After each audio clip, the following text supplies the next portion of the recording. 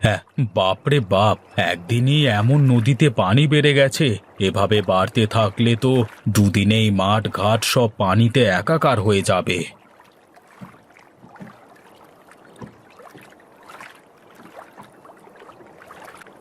কি দাদা, একা একা নদীর ধারে দাঁড়িয়ে দাঁড়িয়ে কি দেখো? দেখবার মতো তো কিছুই নেই রে। নদীর পানি কিভাবে বাড়ছে তাই দেখছি। হ্যাঁ, পানি বারবার কমবার সাথে তোমার কি সম্পর্ক বলো তো? কেন রে? নদীর পানি বেড়ে গেলে তো তোর মজা, কিন্তু আমাদের মতো যারা চাষবাস করে খায় তাদের কি দুর্ভোগ, সে কথা কি একবারও ভেবেছিস? বলি, নদীর পানি বাড়ে বলি তো তোমাদের চাষ করতে আরো সুবিধে হয় দাদা। তুই যা বুঝিস না তোকে তা বোঝানো যাবে না, বুঝলি? হ্যাঁ, সত্যি কথাই বলেছো দাদা। যে যা বুঝতে চায় না তাকে তা বোঝানো উচিত না। তা তুমি কোথাও যাবে না? এখানেই দাঁড়িয়ে থাকবে নাকি? একটু ওপারে যাব, তাই তো দাঁড়িয়ে আছি। যদি দয়া করে ওপারে একটু দিয়ে আসতিস। হ্যাঁ, দয়া তো দাদা দেখাতে পারবো না। যদি তুমি পয়সা করি দাও তাহলে তোমাকে ওপারে রেখে আসবো, আবার নিয়ে আসবো। তা না হলে কিন্তু দাদা, এই রাকেশ মাঝি তোমাকে পার করবে না। ঠিক আছে ঠিক আছে, তাই হবে। চল চল, একটু ওপারে দিয়ে আসবি, চল দেখি।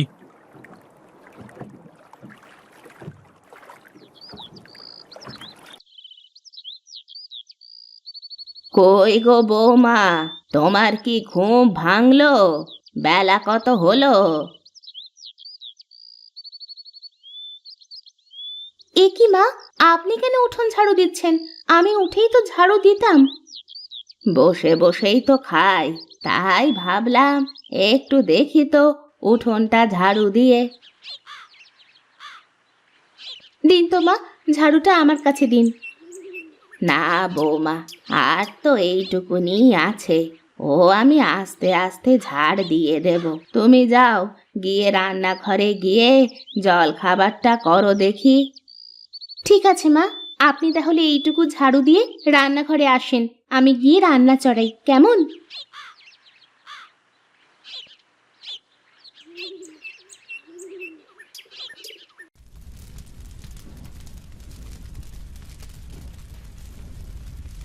আহা, কি ঘ্রাণ!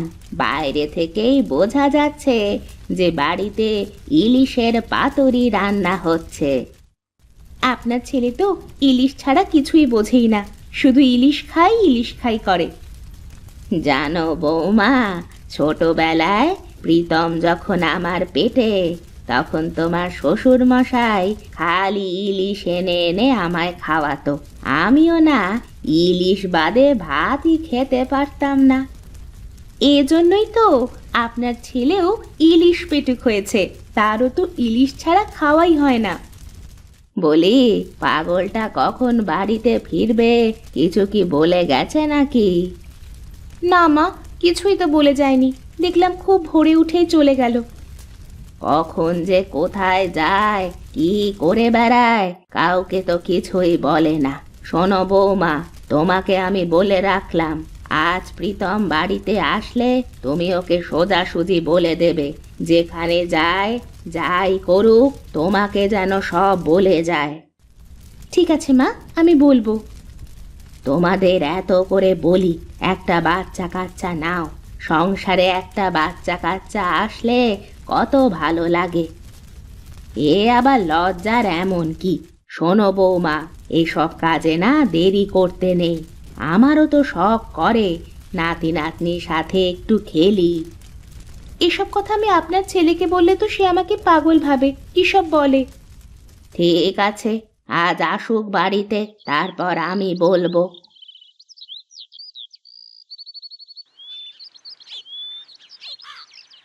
এ কি, সুজয় হরিহর কাকার সাথে এমন করে কথা বলছে কেন? একবার দেখতে হয় তো গিয়ে।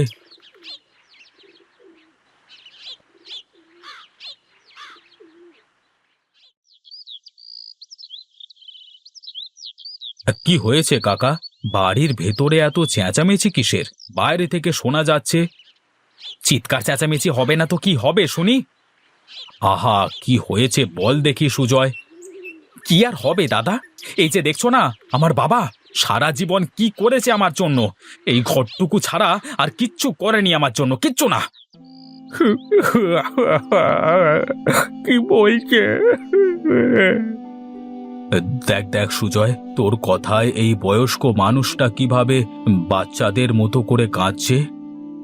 ওকে কিছুই বলবার দরকার নেই রে বাবা, ও তো ঠিকই বলেছে। কি করলাম আমি ওর জন্য? কাকা তুমি কেঁদো না তো, যাও তুমি ঘরের ভেতরে যাও। সুজয় চল, তুই আমার সাথে বাইরে চল।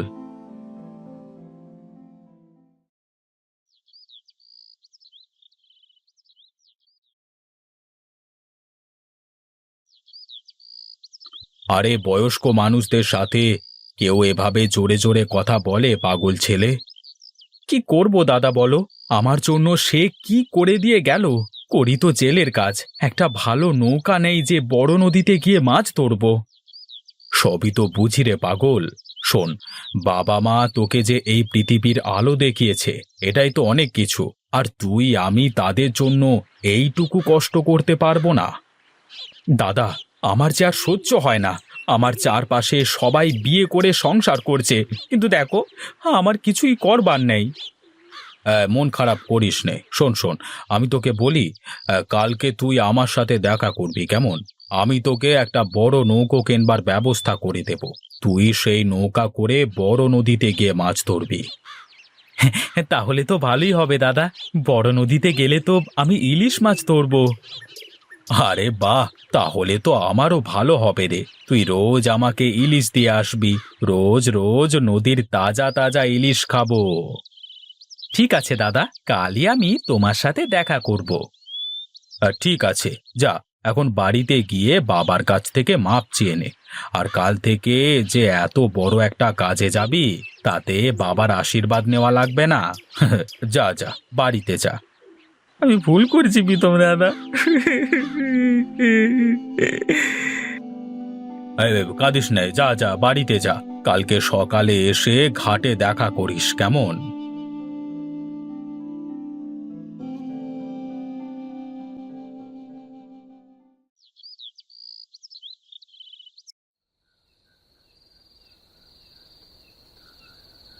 কি গো, আজ এত চুপচাপ কেন? তুমি তো কোনো সময় এমন চুপচাপ করে বসে থাকো না। কি করব? তুমি তো সারাদিন কাজে কামে বাইরে থাকো, আমার তো ঘরে একা একা থাকতে হয়। কেন, বাড়িতে তো মা আছে। তুমি মায়ের সাথে কথা বলবে, গল্প করবে, প্রয়োজনে তুমি তার ঘরে গিয়ে তার সাথে থাকবে।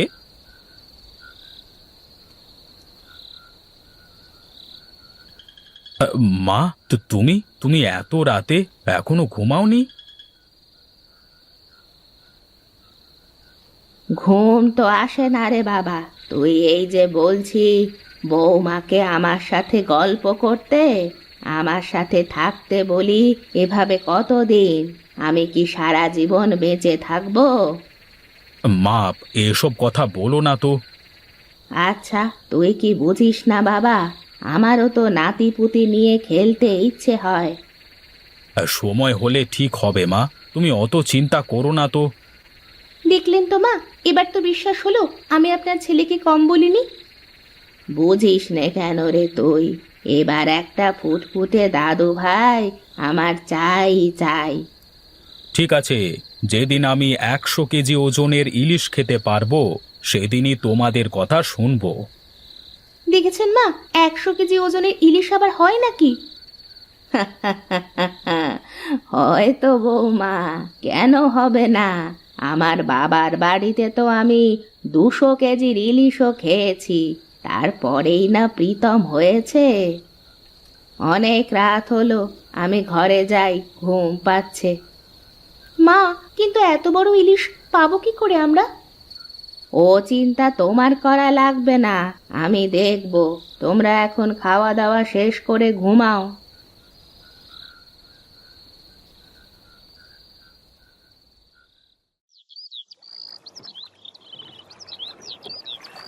দাদা, আমার তো বিশ্বাসই হচ্ছে না যে তুমি আমাকে এত বড় নৌকা দিলে। আমারও বিশ্বাস হয় না তুই আমাকে ইলিশ মেরে খাওয়াতে পারবি।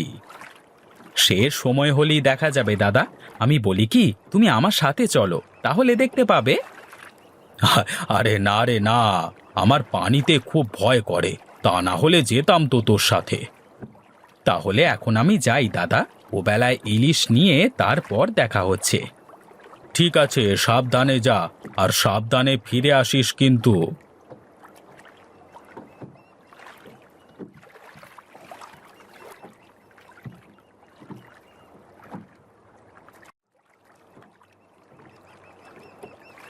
কি খবর দাদা, ওপারে যাবে নাকি? হ্যাঁ না রে, ওপারে আর যাব না, এমনি দাঁড়িয়ে আছি। দাদা, এই হরির বেটা সুজয় নাকি বড় নৌকা কিনলো বড় নদীতে ইলিশ ধরবে বলে। হ্যাঁ রে, তা তুই কি ওর সাথে যাবি নাকি? ও তো একলা মানুষ, একজন সঙ্গী হলে ভালোই হয়। কি করব ভাবছি দাদা, কিন্তু তার আগে বলো, ওর নৌকায় তুমি আমাকে যেতে বলছো কেন? কারণ ওই নৌকাটা আমি ওকে কিনে দিয়েছি। ও মাছ ধরবে আর টাটকা টাটকা ইলিশ আমাকে খাওয়াবে। তাই বলো? তাহলে কিন্তু দাদা তুমি সুজয়কে বলে দিও, আমি কিন্তু কাল থেকেই ওর সাথে মাছ ধরতে যাব।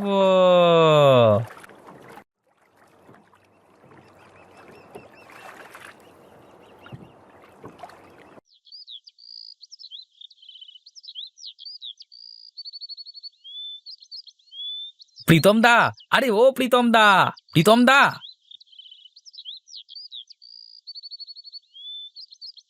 হে মা, এ তো অনেক বড় মাছ। কোথায় পেলে তোমরা এত বড় মাছ?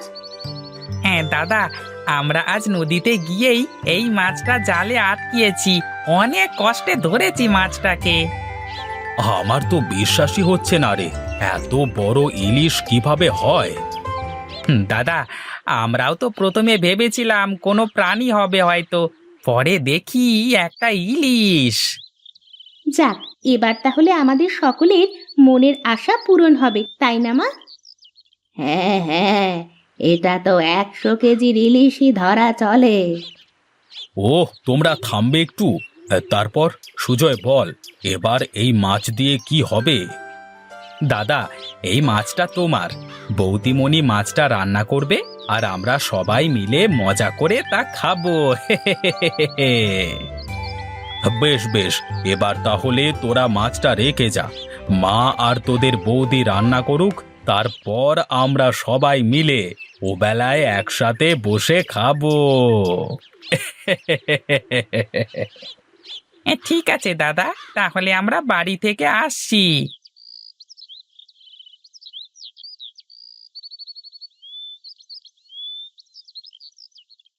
দেখলেন তো মা, এত বড় ইলিশটা বোধহয় শুধুমাত্র আপনার ছেলের জিদের কারণেই হয়েছে, তা না হলে কি আর এত বড় ইলিশ হয় কখনো?